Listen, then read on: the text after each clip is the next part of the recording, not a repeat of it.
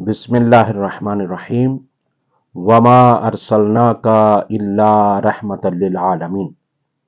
17 ربیع الاول، روز میلاد پیغمبر اکرم صلی اللہ علیہ وسلم اور حضرت امام جعفر صادق علیہ السلام ہے۔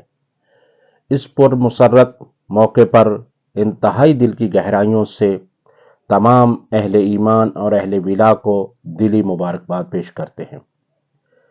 اللہ تعالیٰ اپنے بارے میں نماز میں حکم یہ دیتا ہے اور قرآن میں حکم دیتا ہے، فرمایا الحمدللہ رب العالمین، تمام جہانوں کا پالنے والا اللہ ہے۔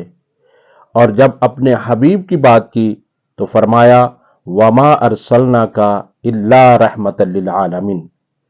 یہ نہیں کہا کہ ہم نے مسلمانوں کے لیے رحمت بنا کر بھیجا، زمین والوں کے لیے رحمت بنا کر بھیجا، نہیں، بلکہ عالمین کے لیے رحمت بنا کر بھیجا۔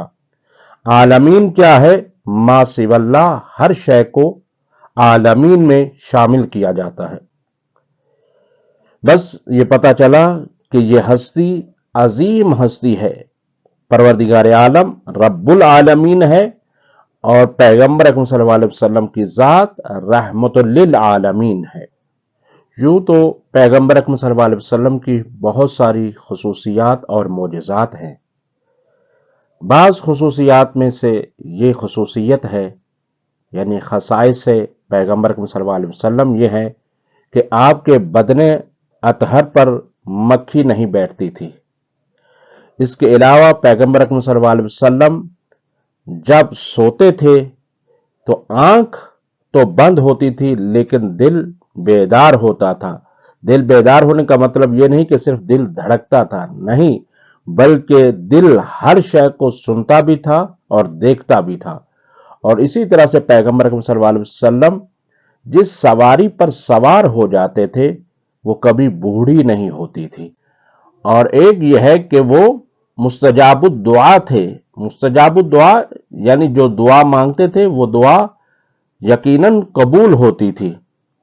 اور جیسا کہ معجزات میں یہ ہے کہ مردوں کو زندہ کرنا، بیماروں کو شفا دینا، یہ معجزات پیغمبر میں سے۔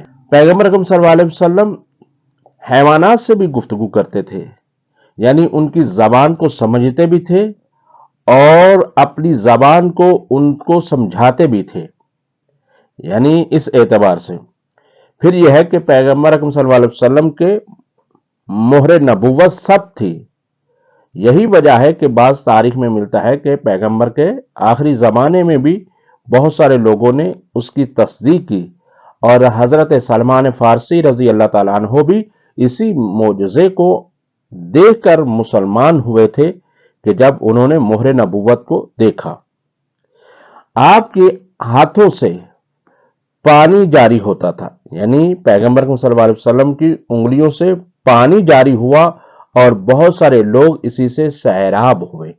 حضرت موسیٰ علیہ السلام نے دریا میں اپنے عصا کو مار کر وہاں سے چشمے جاری کیے تھے، لیکن پیغمبر اکرم صلی اللہ علیہ وسلم نے اپنے ہی انگلیوں کو دریا بنا دیا۔ اسے کہتے ہیں رحمت۔ سنگریزوں کو ہاتھوں پر لیتے اور لیا اور ان سے کلمہ پڑھوایا، اور سنگریزوں نے کلمہ پڑھا۔ اور اس میں کوئی تعجب والی بات نہیں ہے، یہ سنگریزے اور یہ سب چیزیں، یہ یسبح للہ ما فی السماوات و ما فی الارض، ہر چیز اللہ کی تسبیح کر رہی ہے۔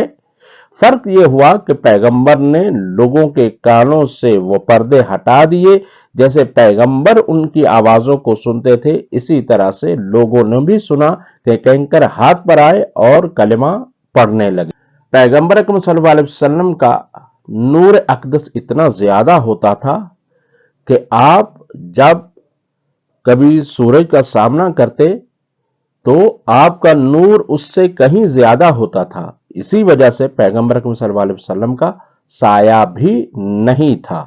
پیغمبر اکرم صلی اللہ علیہ وسلم اپنا لعاب دہن جس پانی یا کنویں میں پھینک دیتے تھے وہ پانی اور چشمہ ہمیشہ کے لیے میٹھا ہو جاتا تھا، اور پھر پیغمبر اکرم صلی اللہ علیہ وسلم جب کسی کے ہاں یا کہیں کھانے میں یا دسترخوان پر تشریف لاتے تو جب جس کھانے پر تشریف لاتے تھے وہ کھانا اگرچہ ظاہراً کم نظر آتا تھا، لیکن جب پیغمبر اکرم صلی اللہ علیہ وسلم کا وجود اقدس وہاں پر موجود ہوتا تھا، وہ کم کھانا بھی اتنا ہو جاتا تھا کہ وہاں پر جتنی بھی پبلک ہوتی تھی وہ سب کے سب سیر و سیراب ہو کر جاتے تھے اور کھانا کم نہیں پڑتا تھا۔